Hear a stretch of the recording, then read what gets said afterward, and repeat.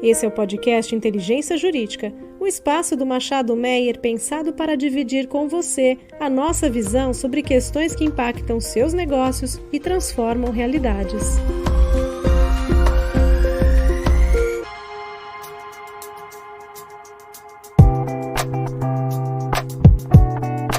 Olá, sejam bem-vindos a mais um episódio do nosso podcast Transição Energética e hoje já mudaremos agora para o inglês.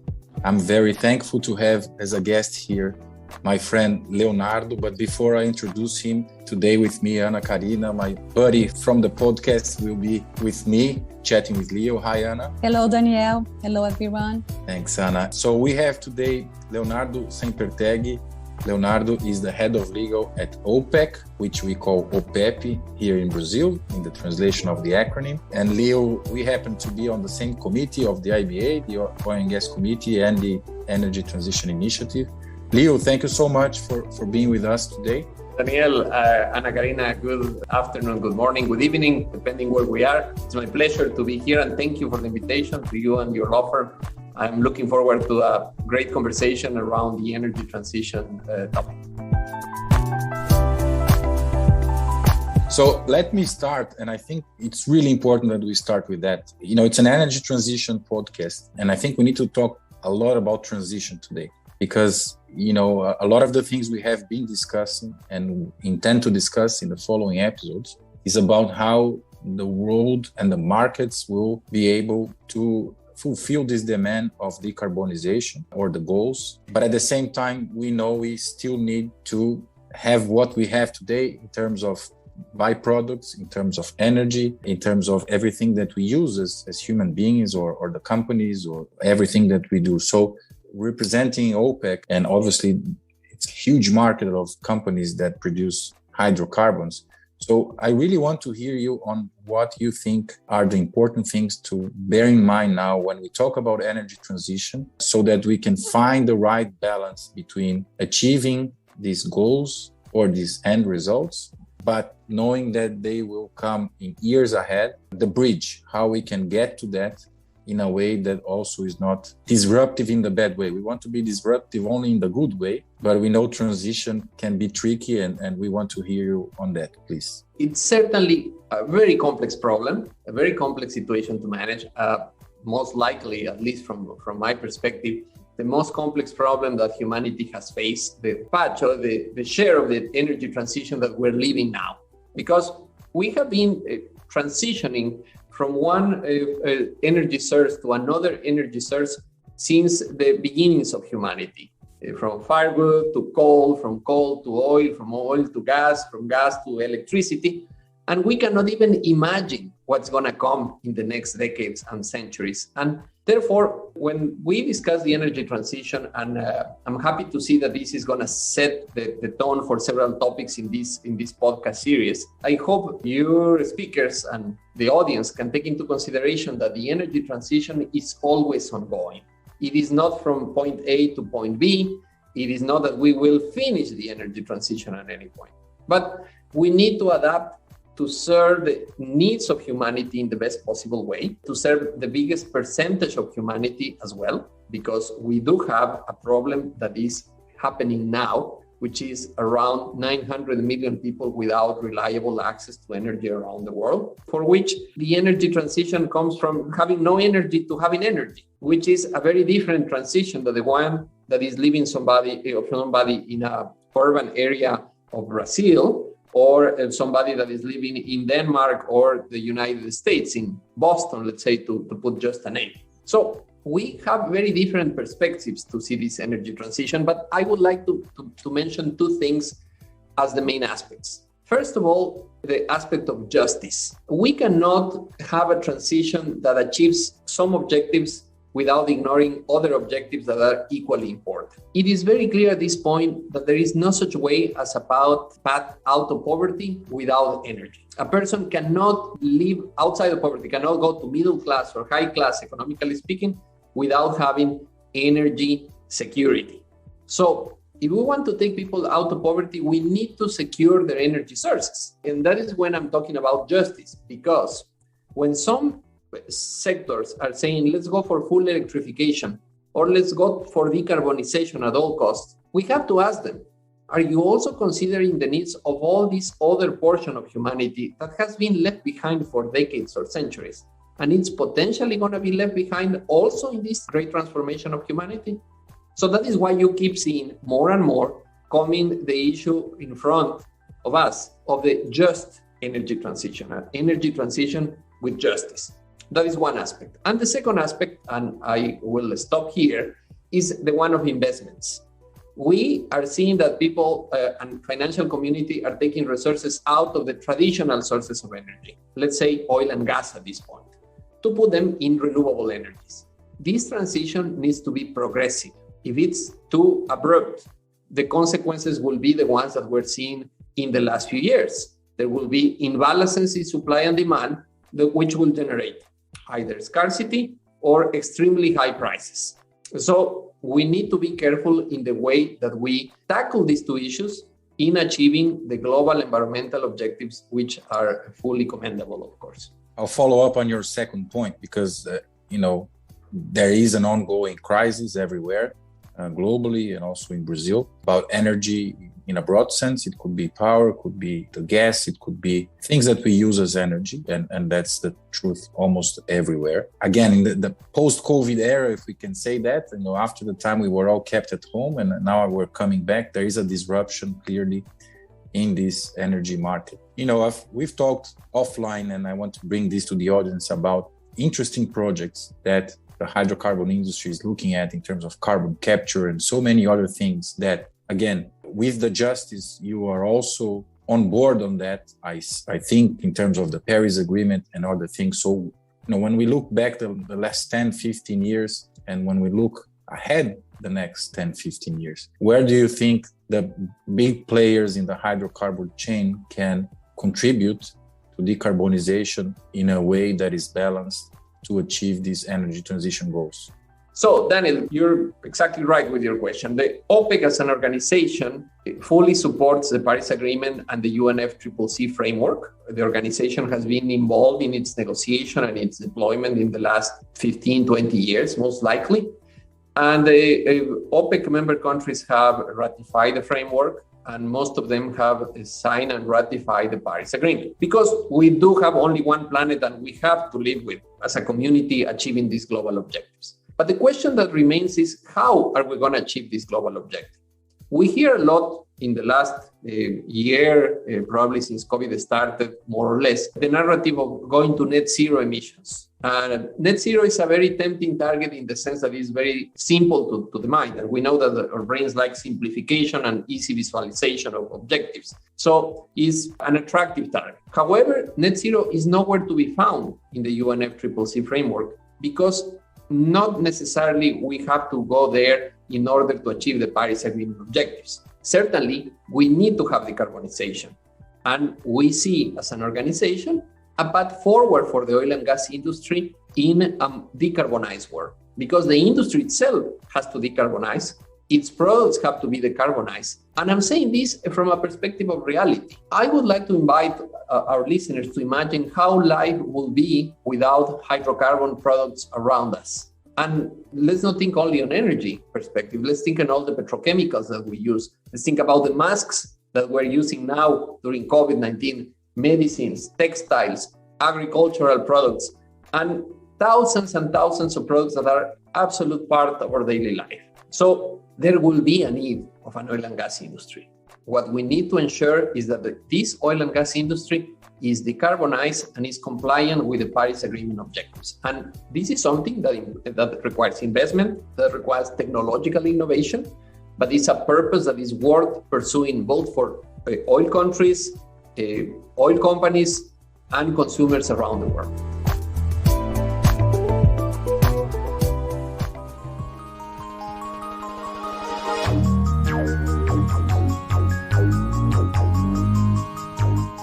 I have a specific question on decarbonization. In your view, what would be the best tools or mechanisms or, policies to incentivize, decarbonization in the oil industry. And of course, here we need to ensure that the offer is not reduced, right? There's a big concern about the demand and about a probable spike in oil prices in case of a decrease in the production. So how do you think, would be the best policies or tools to incentivize that we have, the ability to meet the carbon footprint milestones or targets in the Paris Agreement? Touching the core issue of the energy transition, how do we make it happen? And how do we guide citizens, governments, companies to go there, to go to the objectives of the Paris Agreement, to succeed in the implementation of the Paris Agreement?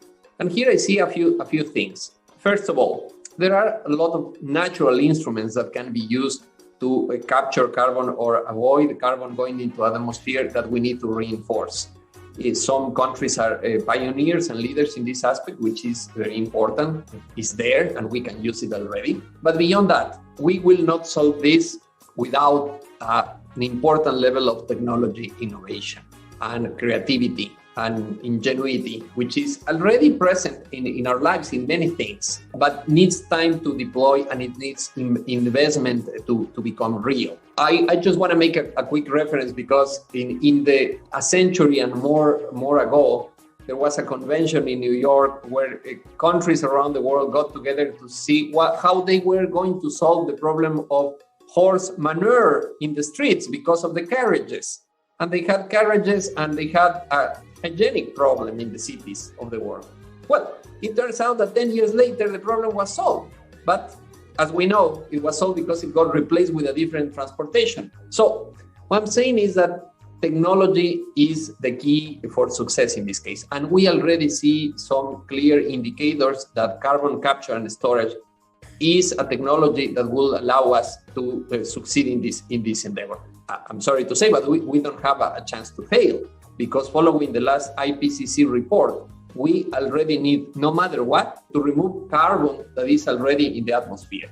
So CCUS has to move forward. So how do we get more CCUS? We need investment. How do we motivate investment? We need governments to enact policies that will allow this investment to flow, take place, generate the inventions that we need, and also to generate a reasonable return for the investors and the technology companies involved. It's a matter of setting the incentives in place and not only privileging one thing in front of another. We want renewables. We need renewables to satisfy the energy needs of the planet in the future. We need renewables to grow many times from what they are now in the global energy mix. But at the same time, we also need to promote the technologies that will allow the oil and gas industry to remain valid in a decarbonized plan. Understood, Liz. So in your view, you believe that regulation or policies would be one of the main, instruments to achieve zero emission targets, of course, together with technology. And if so, if you could tell us maybe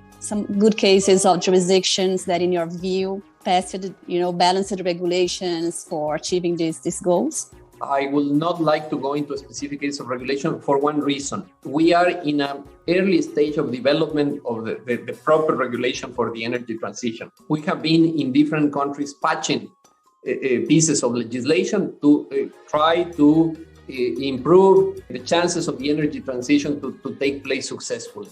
But there is a lack of a structural effort in the countries and in the legislations to promote the energy transition. And I'm sorry to say, when I see some model laws, a model law has one article that says, let's forbid fossil fuels to be produced in the country.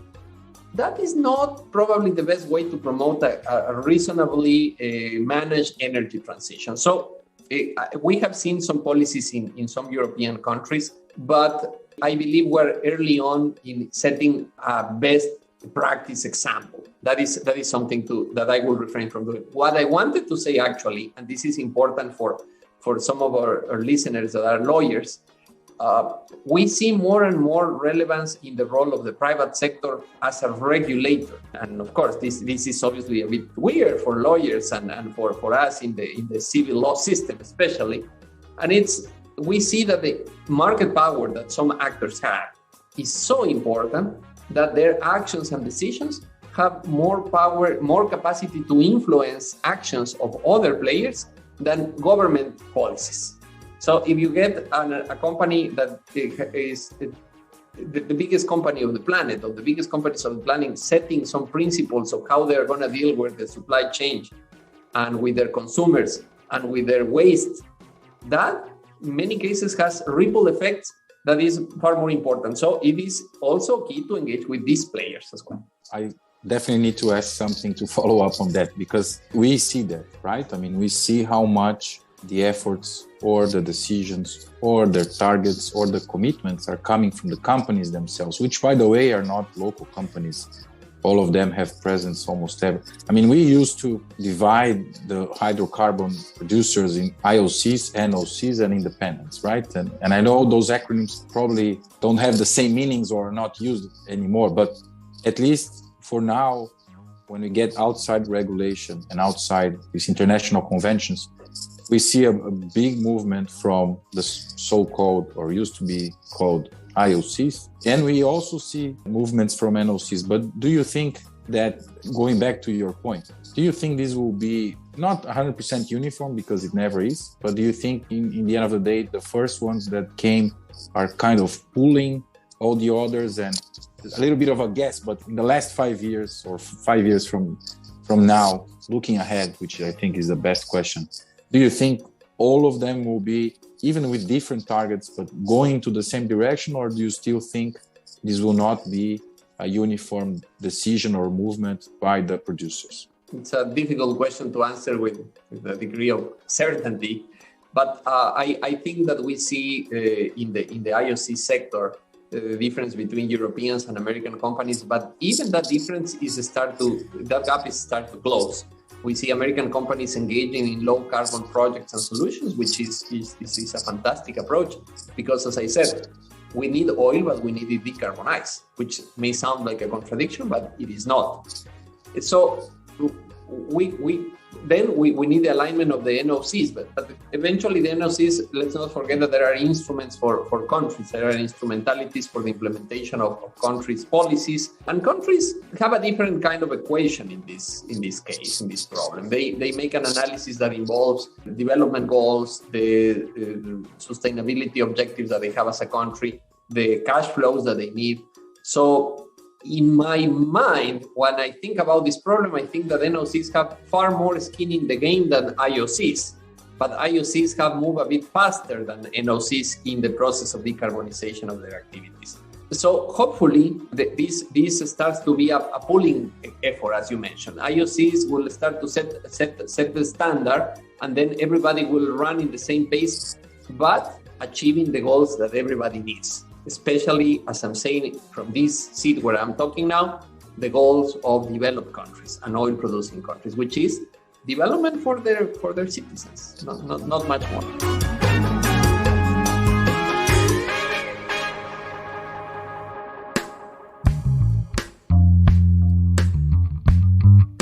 Doing an exercise of futurology, how you see the future, maybe, within the next maybe 20 or 30 years or so in this industry, how you see the future, from your perspective in relation to the decarbonization goals and everything that we just commented in the context of the energy transitioning. It's a crystal ball with which we have to work. And for example, when we discuss about the scenarios, and I'm going to refer here at the IEA Net Zero 2050 report, that is not a scenario, that is a target. That is, if we want to be there, we need to do A, B, and C, including not even exploiting new oil and gas projects starting now, fully defunding the sector from now on. So I think that the best projection has to be based on current reality and in reasonable expectations. Asking population around the world to decrease their quality life, to achieve certain objectives in environmental perspective, it is a complicated exercise from one side. And requesting other people to remain in poverty because they don't have access to energy is another complicated exercise. So any scenario that starts from those two premises, I think it has a very low chance to become in reality. That is why if we need more energy and we want to keep a certain standard of life, or our only option is decarbonization, and to the level that we need it, it is through technology. So I hope to see a world where decarbonization is taking place at an accelerated pace based on technological instruments. And my forecast is that we will have a reasonably healthy oil and gas industry during our lifetimes. Leo, this is very interesting. Going back to my first question, I think I used the word balance, and I think that's something we kind of touched upon in every question and every comment you made, because in the end of the day, for everything in life, it's important, right? We use this word now more and more, like work-life balance, a lot during the COVID crisis. But in terms of energy transition, it's so clear that while it's important that we focus, we discuss, and we have the right to have the needs of energy being fulfilled by these other means, there is a definite and important or essential place in our lives in the way we organize for the hydrocarbon industry. And it was very interesting to hear everything you shared from your point of view there at OPEC in Vienna. And we wanted to talk more, but we have reached our limit. I just wanted to finish, as we always do, with what we call a diversity and inclusion moment. The floor is yours, Leo. Feel free to share any insight or story, anything you want to tell the audience about that. That's a very important subject, and thank you for bringing that up. I would like to share more than a story, a philosophy that we have at home. My wife and I, we have been obviously very blessed professionally, personally, and in our efforts to give back to the society and the world, we focus on working in women empowerment. So especially with young people, with young women, for them to first acquire language skills. We know without English, life is much more complicated in our globalized world. And also in soft skills, social skills, things that are needed for success in life, in work, in relationships, and so, but that nobody teaches us. We are completely literate on them after finishing our formal training in life. So we have seen the amazing impact that this has in life of girls and young professionals, women around the world in different locations. And I have to be honest, I never thought that such investments, which are relatively small, unfortunately, we hope to make them bigger, can give so much return to society, to the country, to the planet, and to the girls. And so I have to be honest, we think about sometimes dropping everything else and focusing on that, because it's so endearing, so satisfactory to see these nice results there in front of you. That's very nice, Leo. Very nice. Thank you for sharing that. And again, thank you so much for being with us today. Thank you, Ana Karina. Thank you, Daniel. I have been very pleased to be here. I am looking forward for your next episodes. Thank you. Thank you so much. Obrigado a todos e logo voltamos semana que vem com mais um episódio da nossa série Transição Energética. Até breve. Tchau, tchau.